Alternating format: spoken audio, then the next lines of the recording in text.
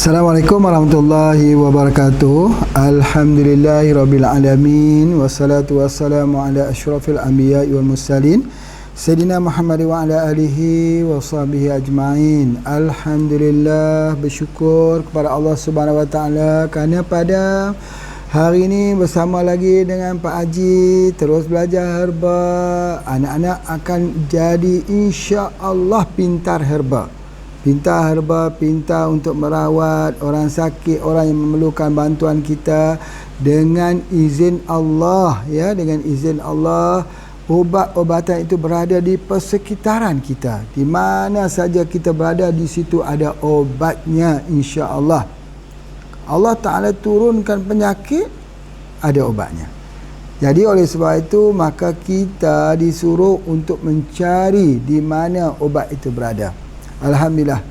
Apa khabar bagi anak-anak yang dari angkatan yang pertama yang sudah datang, ya? Apa khabar bagi anak-anak daripada angkatan kedua?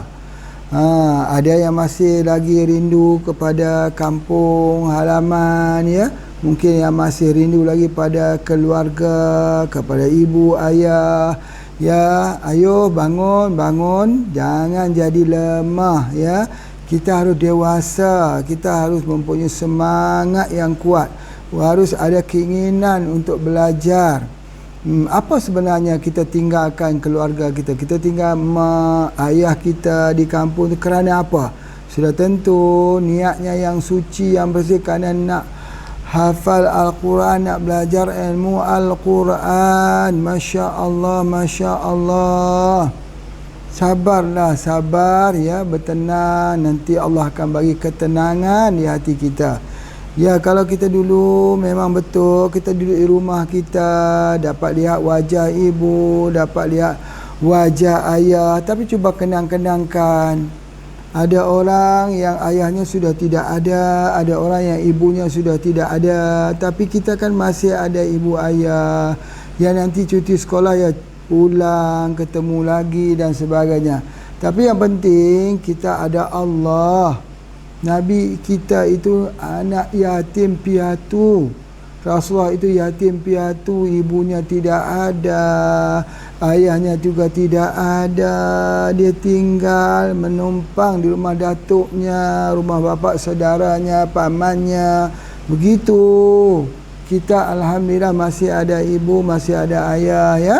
Jangan bersedih. Jadi yang paling penting harus semangat, ya, jangan lemah semangat. Pak Haji juga rindu pada anak-anak semua, rindu kepada semua tempat kita di Yogyakarta, di Sleman, di Turi, Sidosari, ya, di perkampungan kita. Masya Allah, Masya Allah. Nanti, ya, selepas saja nanti sudah aman-aman, damai-damai, Pak Haji juga akan ke situ. Nanti kita akan ketemu, insya-Allah, ya. Niatkan semua, ya, nanti bertemu dengan Pak Haji. Pak Haji nak tengok mana dia orang Sulawesi, orang daripada Sumatera, daripada Pulau Jawa, daripada Kalimantan. Pak Haji nak tengok semua. Kerana kesemuan jadi anak-anak Pak Haji, insya-Allah. Okey, ya, nak belajar rajin-rajin, ya. Jangan bersedih. Kuatkan semangatmu, nak. Kuatkan semangat. Insya-Allah tangisan kamu hari ini, tangisan anak-anak hari ini akan jadi berita gembira untuk masa depan. Insya-Allah. Itu yang akan berlaku. Baik, kita belajar, ya. Kita belajar ilmu herba. Pak Haji sekali lagi menemani anak-anak semua untuk terus belajar dan belajar. Okey, baik. Jadi kita dah belajar herba untuk orang demam. Kita belajar herba dengan melihat apa itu direction of cure, atau healing crisis, atau apakah dia tanda-tanda akan berlaku kesembuhan. Jadi kesemuanya sudah faham, alhamdulillah, syukur. Tetapi Pak Haji nak menambah lagi dalam pengetahuan kita bagaimana kita cari herba ini, bagaimana kita memahami herba, bagaimana kita mengerti tentang herba. Kalau kita lihat sesuatu herba di hadapan kita, kita kena melihat herba itu kesemuanya adalah ada manfaatnya. Ya, jadi oleh sebab itu tidak ada rumpai, tidak ada gulma, tidak ada hama.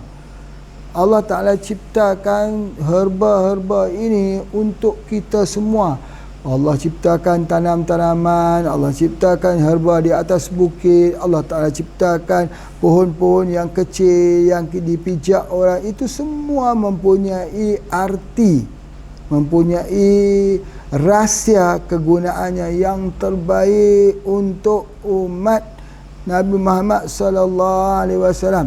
Tetapi malangnya kerana kita tak mahu mengkaji, kita terus diam, membeku, membisu, tidak mahu meleret untuk melihat kelebihan yang ada di dalam herba.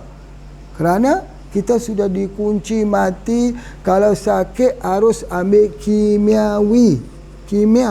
Itu kuncinya, itu formulanya. Sakit harus ambil kimia. Apa juga sakit, akhirnya kesannya itu herba, walaupun berpuluh ribu herba yang ada di Indonesia, 1000 jenis yang ada di Malaysia, walaupun jadi tanaman ubatan, tapi dilihat secara sepele.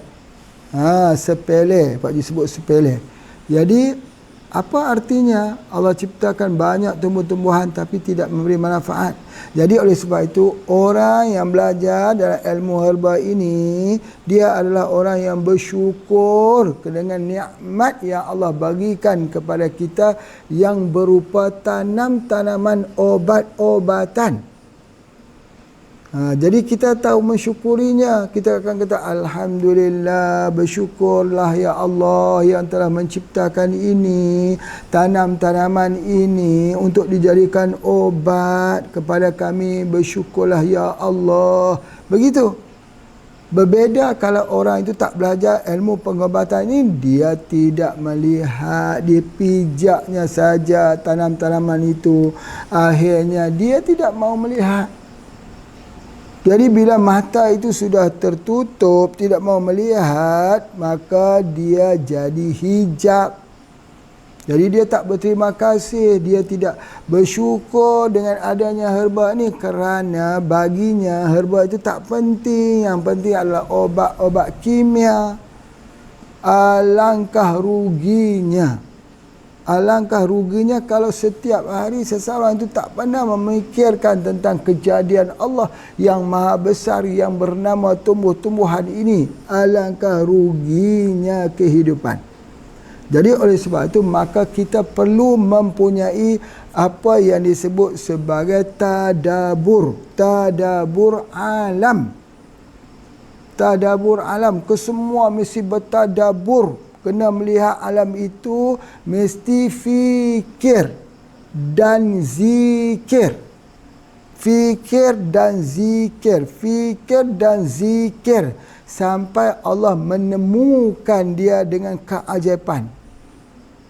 Kalau satu hal itu selalu kita fikir, selalu kita zikir, kita mohon dengan Allah, lalu kita fikir lagi, kita mohon dengan Allah, nanti Allah akan bagi pencerahan di hati kita untuk faham. Seperti orang faqih fiddin, faham dalam agama, faham di dalam tanam-tanaman obatan. Dia harus bermula dengan niat yang suci. Apa niat yang suci? Niat kita buat ini kerana Allah, bukan kerana wang, bukan kerana nak besarkan diri kita, atau nak nama kita diangkat orang, atau nama kita disebut orang, bukan. Tapi adalah kerana nak mensyukuri ya Allah kepada alam yang kau ciptakan ini, dan kita akan menyatakan Maha suci Allah, sesungguhnya engkau tidak ciptakan ini sia-sia. Jauhilah kami daripada azab neraka. Begitu ikatannya, begitu kefahaman kita. Jadi alhamdulillah, bersyukur tak bila kita belajar herba ni? Syukurlah. Syukur pasal apa? Sebab kita tahu untuk mengucapkan ucapan Alhamdulillah kepada Sang Pencipta kepada herba ini. Kalau kita pergi ke hutan, kita renung-renung, kita fikir-fikir, kita akan kata, Maha suci Allah, sesungguhnya Kau tak cipta ni sia-sia. Kita renung, kita fikir, kita renung.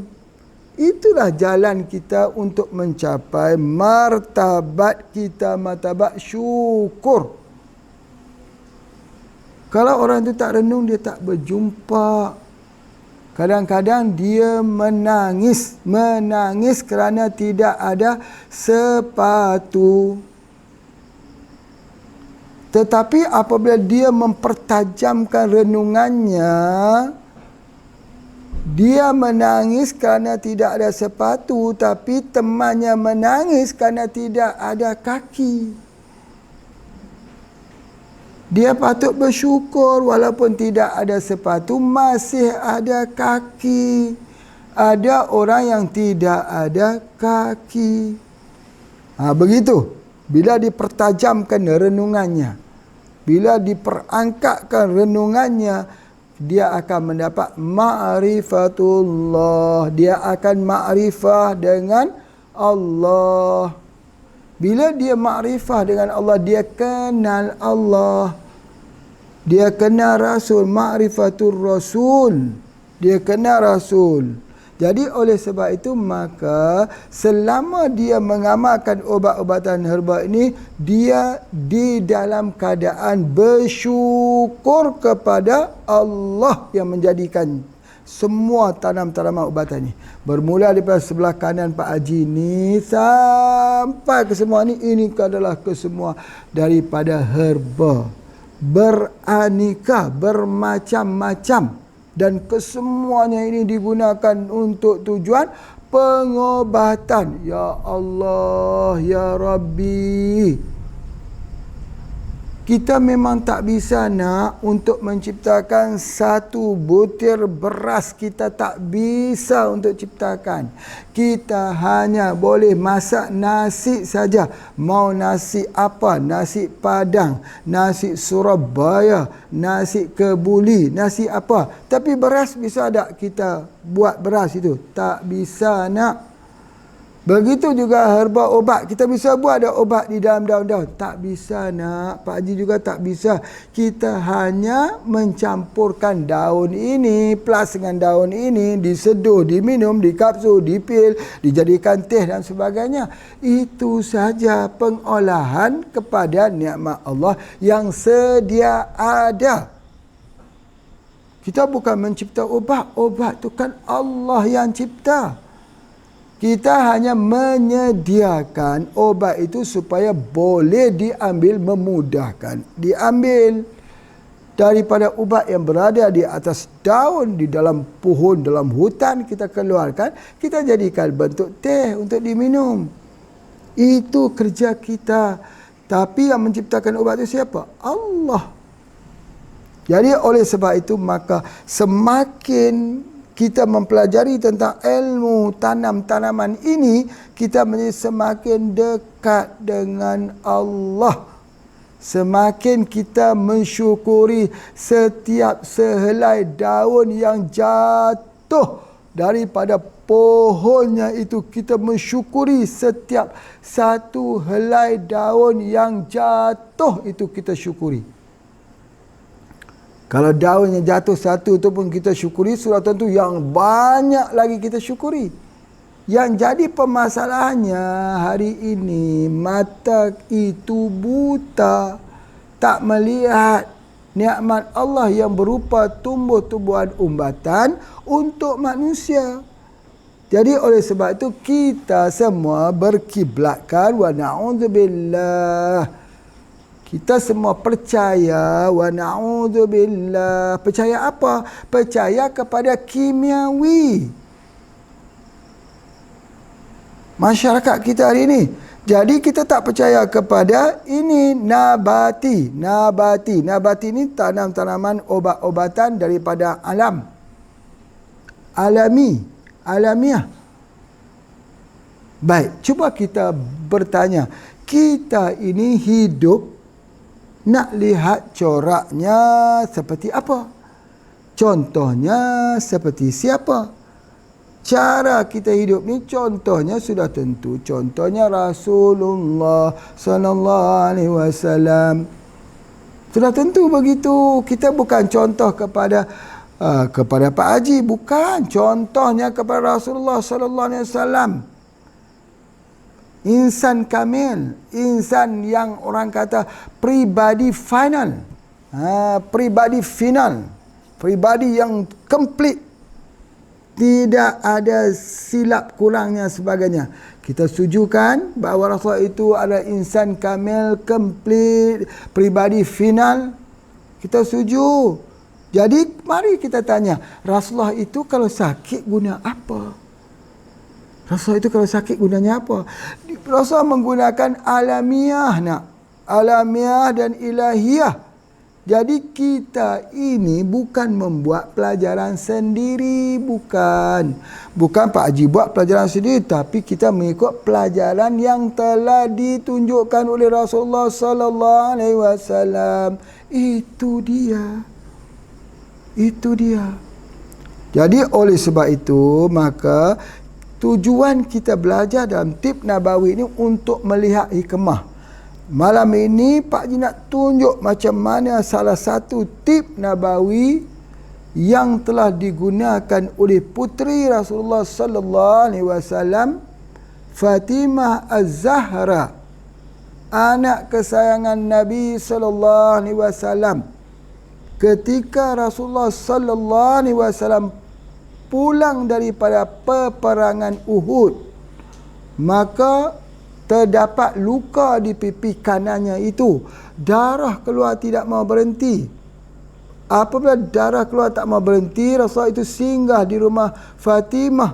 Saidina Ali membawa air untuk membasuh luka di pipi Rasulullah itu, dan Fatimah telah mengambil tikar daripada daun, lalu dibakar, diambil abunya itu diletakkan di pipi Rasulullah sallallahu alaihi wasallam, lalu berhentilah luka tersebut dengan izin Allah jua.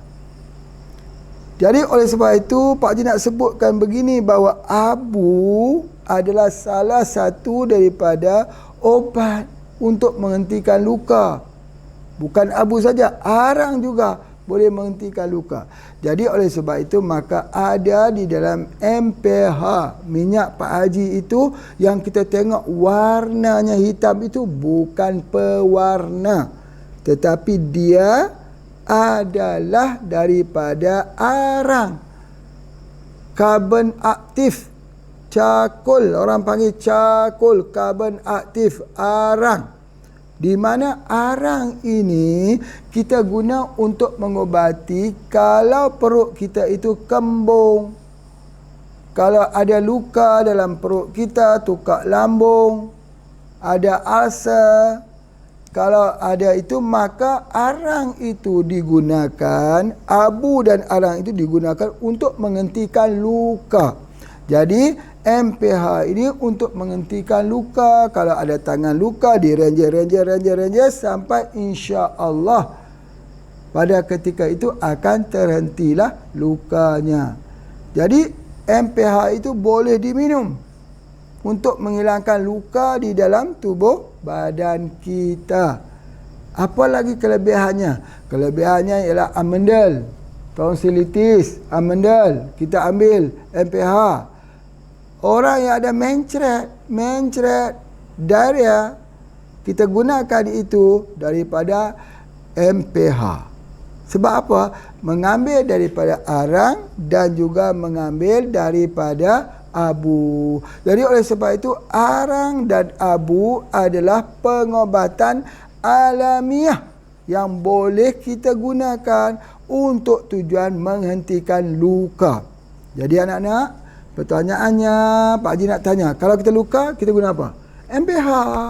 Betul, tepat sekali. Apa yang menghentikan lukanya? Karbon. Apa yang menghentikannya? Arang dan abu. Di mana cerita arang dan abu boleh menghentikan luka ni? Ya, Siti Fatimah Az-Zahra yang telah menggunakan pada Rasulullah sallallahu alaihi wasallam. Itu dia.